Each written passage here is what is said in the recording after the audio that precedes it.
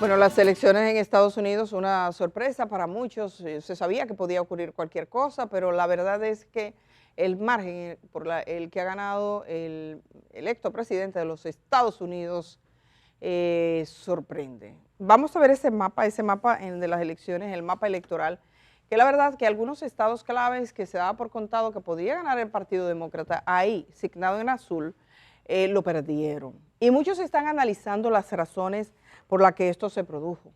En primer lugar, lo atribuyen a la economía, que el presidente actual de los Estados Unidos, el Partido Demócrata, recibe un gobierno y después viene la pandemia. Sí. Y la gente recuerda la etapa anterior a la pandemia. Los intereses en Estados Unidos crecieron.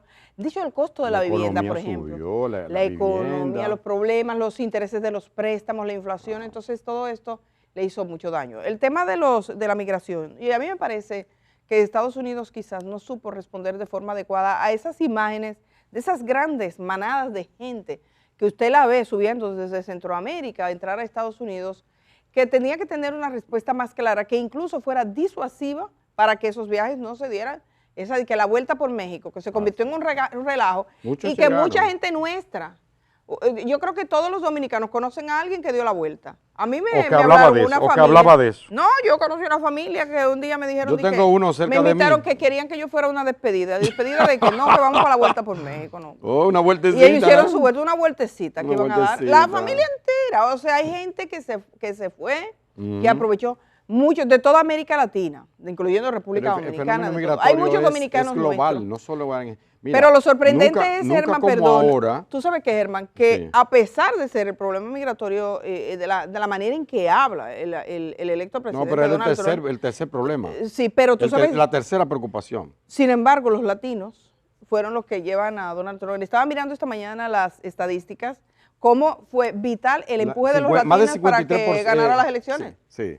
A pesar de su discurso. Sí. A pesar de su discurso. No, los latinos creo que fue más de 45, 46, 47% como nunca antes votaron por un republicano, es decir, votaron por Donald Trump en este caso. Latinos, muchos dominicanos votaron por Donald Trump. Tiene que ver con eso que tú estás diciendo, el tema de la economía. Por otro lado, la parte más consciente quizás está preocupado por la amenaza a la democracia. Hoy, precisamente, ayer, el expresidente Barack Obama decía lo siguiente, decía Obama: hay vientos en contra para los gobernantes demócratas del mundo y Estados Unidos no es inmune a ello. Efectivamente hay una ola conservadora, ya lo vimos en Argentina con Javier Milei, con Meloni en Italia, con diferentes partes del mundo. En España hay un auge de la ultraderecha y de la derecha, ¿verdad?, del PP y del Vox.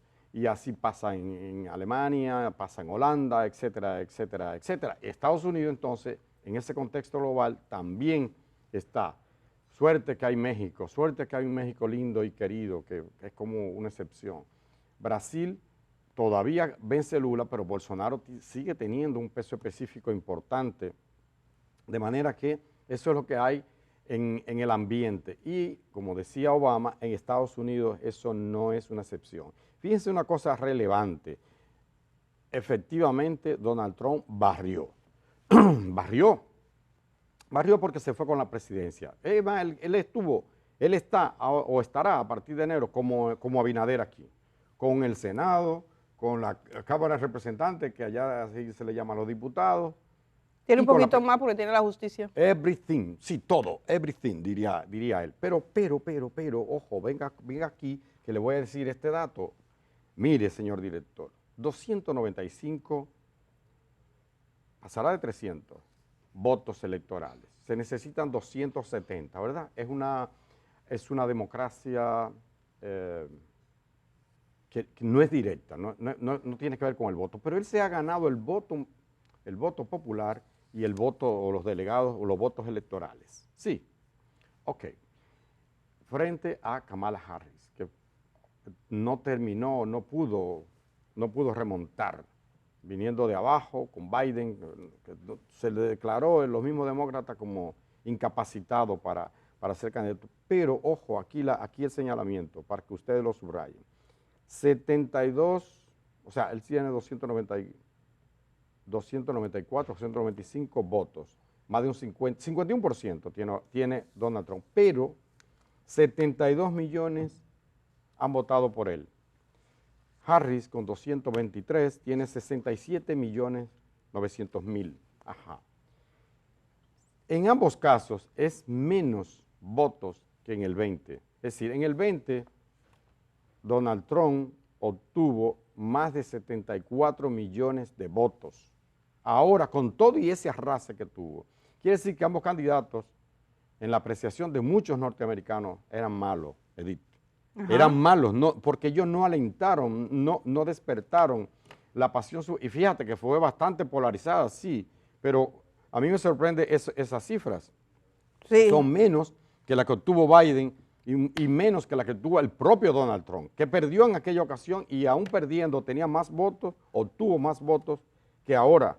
72, sin embargo, ahora 72 millones y en el 20, 74. Pero la diferencia es que porcentualmente él gana el voto popular, por ejemplo, ha ganado ganó el voto popular. Y 72, ha ganado todo, 60, que él lo consideró como maravilloso, ese tipo de frase que tiene, más buena. Sí. Bueno, hay muchas preguntas, por ejemplo, la guerra en Ucrania, el presidente le atribuyen a Vladimir Putin decir que está dispuesto a iniciar un proceso de diálogo para que termine. Donald Trump había dicho que él lo terminaría en una semana, ese episodio, habría que ver qué va a pasar. Evidentemente, Ucrania no seguirá teniendo el apoyo que hasta ahora ha tenido decididamente de los Estados Unidos. Es algo que llena de incertidumbre en Europa particularmente. El tema de la guerra en Gaza, que él no es muy proclive a las guerras exteriores y algunos votantes fueron llamados por esto, ¿no? Porque se dice Donald Trump había prometido terminar algunos conflictos bélicos, que cuando llegó estaba en Afganistán y todo eso. No, y efectivamente hasta habló Kim Jong-un. Pero no lo había iniciado, no lo iniciaron los demócratas, venía desde el Partido Republicano. No, quiero decir que él hasta se reunió con el presidente coreano. Sí, desde Bush venían aquellos conflictos y él por lo menos no inició nuevo. Y entonces habría que ver qué va a pasar con esos conflictos. La verdad es que el genocidio de Gaza no tiene precedentes. O sea, lo que está ocurriendo en Gaza actualmente es una cosa, tú sabes, esas son de las preguntas. Y no hubiera sido posible ese genocidio, esa masacre que está cometiendo Israel en Gaza y ahora en el Líbano, que lo está replicando. Por cierto, que ayer vi que el gobierno dominicano va a aportar, ha hecho una donación de medicamentos al Líbano. No olvidemos que el presidente dominicano es de origen libanés, su padre viene de por ahí, y su esposa también es descendiente de libanés, y ha mandado el gobierno dominicano, no tiene que ver con su nacionalidad, con su origen, su ascendencia, sino con un gesto, me parece, humanitario, de mandar medicamentos al Líbano, que falta de todo, porque Israel, a falta de una capacidad para derrotar a Hamas, para derrotar a Hezbollah, que operan en el Líbano como un partido político, como parte del gobierno incluso del Líbano, y también con una milicia pro-iraní, lo que tú quieres, pero bueno, ellos están atacando a Israel de alguna manera o defendiendo a los palestinos de la masacre que está cometiendo Israel, y la respuesta de Israel es un bombardeo indiscriminado, que no ha podido apagar, sofocar esa respuesta militar de los chiitas o de los libaneses que pertenecen a Hezbollah, ¿cierto? Por cierto que ayer también le atacaron en el sur a la propia capital de Tel Aviv, en el norte de Israel, que queda al sur del Líbano. Ha habido un constante bombardeo de la fuerza de Hezbollah, pero siempre con una respuesta desproporcional de Israel, que ya mató a todos los líderes prácticamente de Hezbollah, y los que ha venido otra camada de dirigentes más dura todavía. No le ha ido tan fácil. Tampoco han podido sofocar un año después la resistencia de Hamas. En fin, esa situación que tiene Israel, que acaba de destutanar al ministro de Defensa y que provocó una reacción, unas movilizaciones multitudinarias. Usted tiene que ver los cables, no solo de un lado, vean también del otro lado, para que vean la resistencia, la oposición que tiene el ministro Benjamín Netanyahu en el propio Israel, en contra de esa locura que está cometiendo. Bien, esa situación que está costando la vida de decenas de miles de personas injustificadamente, y que también está costando vida en las fuerzas de Israel, no tanto civiles, pero sí militares de Israel, y ni hablar del Líbano, ni hablar de los palestinos. Eso no hubiera sido posible sin el soporte de la administración de Biden. Hay que decirlo también, que ese demócrata está apoyando ese genocidio, lo está apoyando, y eso en parte Donald Trump promete acabarlo, para que tú veas que no hay noche sin una estrella, que no hay nada malo que no tenga una parte, digamos, que buena o aceptable. Ojalá que Donald Trump cumpla con ese propósito de acabar las guerras.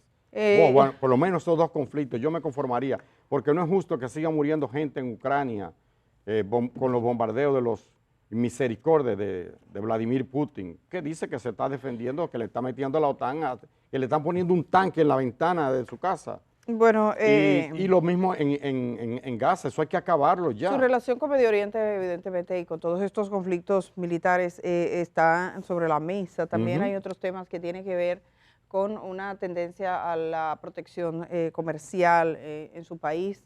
Por ejemplo, frente a China, ¿qué va a pasar? Si realmente va a poner los aranceles que ha prometido. El caso de México también, Me preocupa si piensa ponerle los aranceles que ha dicho. Y México también, que maneja una situación con las migraciones que pasan por sus fronteras. Esos son de los puntos como fundamentales. Hay una agenda que dicen, la que nos hablaban ayer, la agenda 2025. 2520, que tiene algunos, él dijo alguna vez por escrito que no era su agenda, que él no conocía eso, aunque se dice que quienes participaron en elaborar este plan, que es un plan de pocas páginas, pero de medidas contundentes, fueron parte de su administración, que incluye una reducción de empleos a nivel de la administración, también ampliar los poderes del presidente, cosa a la que yo creo que él no se limitaría, se puede ampliar sus poderes.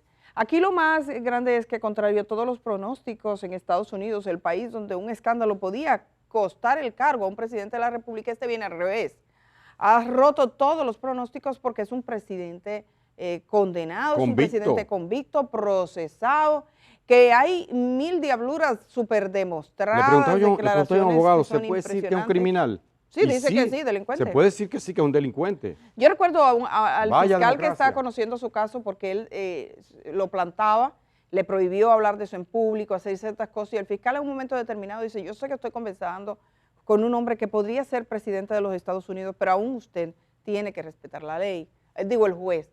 Entonces, también el hecho de que la Corte Suprema estadounidense, donde él tiene una gran influencia por algunos de los que escogió en su mandato, declarara prácticamente que él tenía inmunidad frente a la justicia, cosa que algunos no estuvieron de acuerdo y escribieron verdaderos capítulos de derecho diciendo, si no es parte de tu función como presidente de la República o como presidente, en este caso, como gobernante de los Estados Unidos, que vale la comparación, pero no es lo mismo, no se puede considerar que tengas ningún tipo de beneficio que te libere de responder por tus actos. Entonces, este señor que llegó como empresario, que algunos no creían que llegaría en el momento en que llegó, repite cuando algunos le daban ya como muerto político, quizás algunos pensaron que no volvería. Y él tuvo la oportunidad de ver quiénes le sacaron, ahora puede venir, además de su revancha, con su venganza, en el sentido de que va a recordar en cada momento, ha mostrado que puede tomar decisiones de aplastar a su oponente. Vamos a ver qué pasa en Estados Unidos, pero la verdad que también llama la atención. Ayer decía un diario estadounidense que muchos de los que votaron con él al final son los que se van a enfrentar con sus propias medidas. Por ejemplo, todo el tema que tiene que ver con minorías, con migrantes, con derechos, con beneficios. O sea, tendrían que esperar a ver qué pasa. Y hay una división muy clara de quiénes votaron por él y quiénes votaron por la candidata Kamala, que a propósito dio su discurso. Yo quisiera ver un poquito del discurso de ella, porque ella dijo, primero, que lo llamó para felicitarlo, segundo, nosotros sí reconocemos cuando perdemos, dijo ella, porque un poco refiriéndose a ese gesto del expresidente Trump, que cuando ganó el actual presidente de Estados Unidos, se resistió todo el tiempo, hasta hoy. Vamos a ver un poquitito de ese discurso de ella, la vicepresidenta y candidata demócrata Kamala.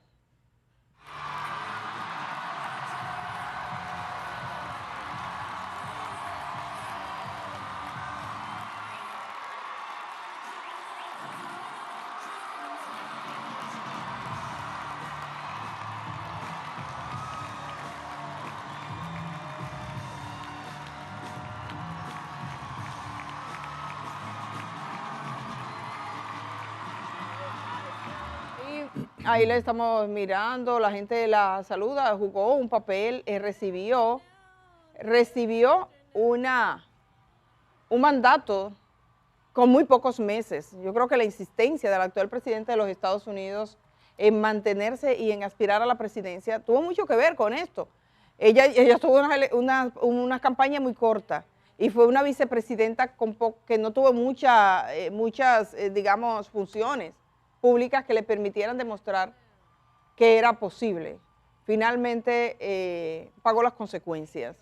En las encuestas parece que tenía más favor que en la práctica, realmente. Sí, ella, segunda mujer que llega cerquita. Que llega a la puerta prácticamente de la Casa Blanca, pero le han cerrado ahí en las narices, se le ha cerrado otra vez Donald Trump, que perdió el voto popular de Hillary Clinton en el 20, ¿verdad? Anteriormente, pero que obtuvo mayoría de votos o de delegados electorales.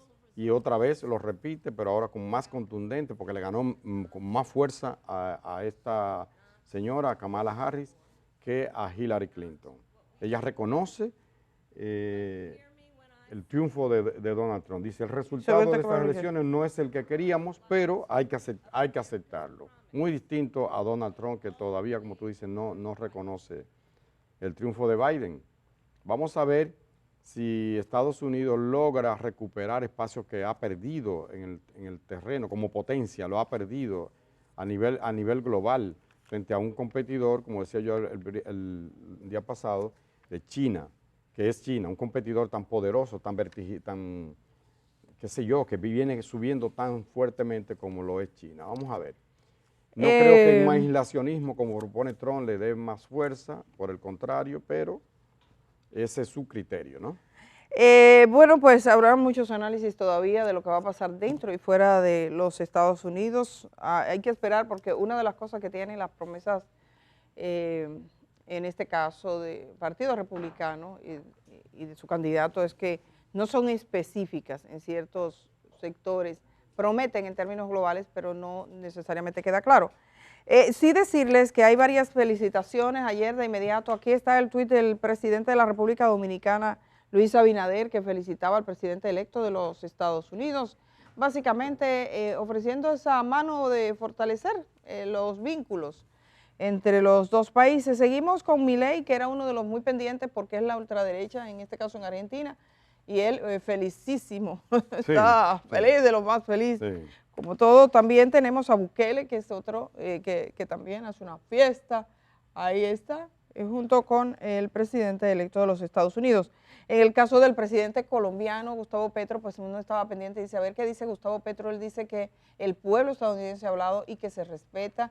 Y dice también que la única manera de sellar las fronteras es con prosperidad de los pueblos del sur y el fin de los bloqueos.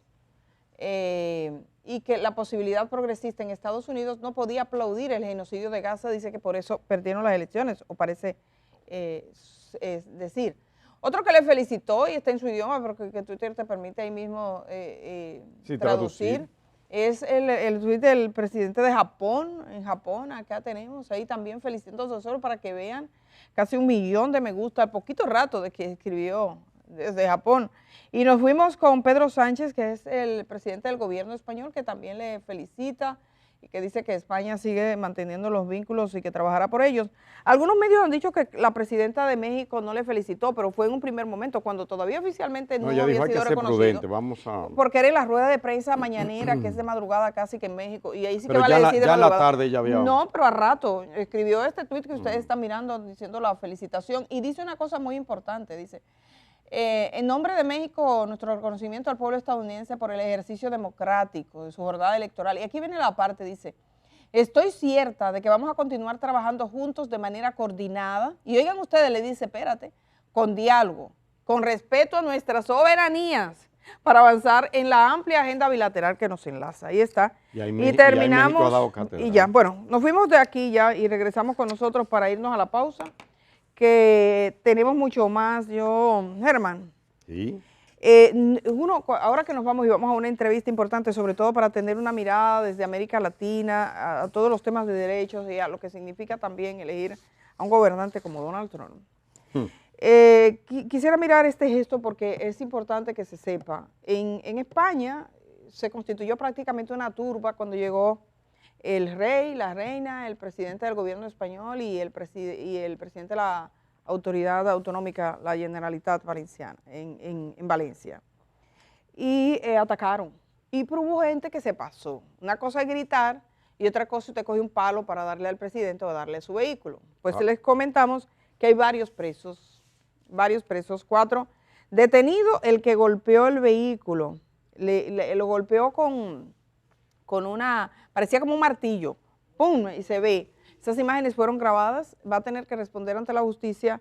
La Guardia Civil lo detuvo, un hombre de 41 años, creo que tenemos algunas imágenes ahí, 41 años por participar el pasado domingo en estos altercados durante la visita a Paiporta de los Reyes de España y los presidentes del gobierno español y de la Generalitat, Pedro Sánchez y Carlos Mazón. Los 4, son 4, míralo ahí, tú ves, ese sujeto tiene 41 años. Es un escobillón. Es un escobillón, sí. Los 4, pero pudo romper el vidrio, yo no sé, esos vidrios son blindados. Son blindados porque, oye, fue una manera, porque una cosa es tú decir, protestar, reclamar, y otra cosa es hacerlo. En algún momento hubo temor por la seguridad, sobre todo de Sánchez, que recibió la gran descarga, así que ya ustedes ven. Van a enfrentar la justicia. Eso lo digo porque esas cosas son contagiosas. Y hay gente que se le prende las ideas y dice, pero mira qué chula manera de protestar. A los de aquí, por ejemplo, que se le puede prender el bombillo. Sepan que cuando eso se hace, hay consecuencias legales. Esa gente van a tener que enfrentar procesos judiciales. Hasta el más cobarde, cuando están peleando como los pavos, se vuelve guapo. Y eso, ¿tú sabías eso? ¿Cómo es la cosa? Cuando yo llegué al Cibao decía, esto pelea como los pavos, porque tú estás peleando con uno, tú estás embrujado con uno, di que a la trompa, eso cuando uno era carajito. Entonces venía, te caía un grupo. En Trulla, que dice, en Trulla. Sí, así es fácil ser guapo. Dijo aquí Luis Vergés, le recomendamos esa entrevista, que mucha gente se despersonaliza, se entra en el grupo, comienza y hace cosas que realmente no pensaba que iba a hacer. Sí. Cuando regresemos vamos a hablar en este programa con Jimena Reyes. Ella dirige la Federación Internacional por los Derechos Humanos. Hay muchas cosas que hablar, sobre todo una mirada al tema de los derechos humanos, a las políticas de derechos humanos en nuestros países, a lo que ha pasado ahora en Estados Unidos. Así que estaremos hablando con esta prestigiosa abogada que nos da una mirada un poco más allá de nuestra frontera. Vamos a la pausa, regresamos de una vez.